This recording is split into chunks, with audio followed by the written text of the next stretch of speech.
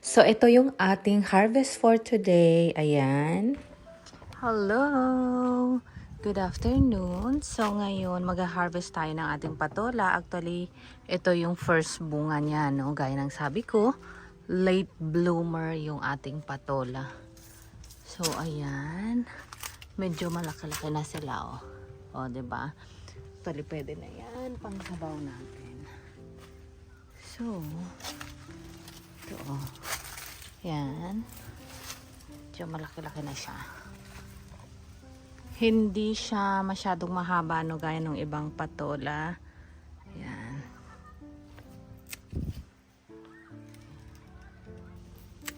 Ayan. So, ayun pa yung maliit. Oh, ayan. Ito, hindi muna natin siya i-harvest kasi medyo maliit pa. Pero yung ating talong dito, ito kailangan natin kunin dahil malaki na. Oh. Yan. Actually, pwede na to pang ihaw, ano?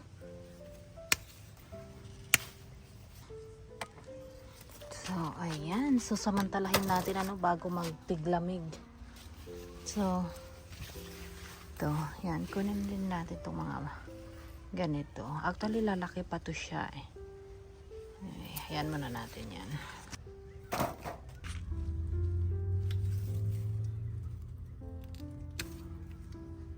So, ayan.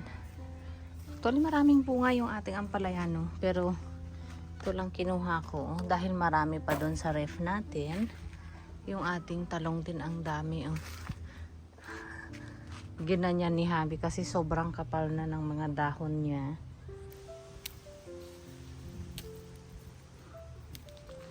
Marami na ulit bunga, oh. Kasi nga nung dumating tayo last time, nag-dry sila. So ngayon, marami ng bagong bunga, no, hindi dry. So yan.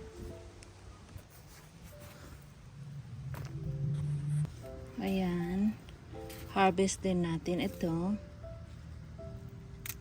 kasi nga, ayan, tinanggal natin gawa ng nagda-dry na siya dito sa baba. I don't know kung bakit nagkaganito, ano. So ayan, yung isang bunga niya na nandito hindi natuloy for some reason, hindi ko alam. So, ayan. Check natin sa labas kung mayroong bunga yung zucchini. So, walang bunga yung ating zucchini, pero yung ating okra meron. Ayan.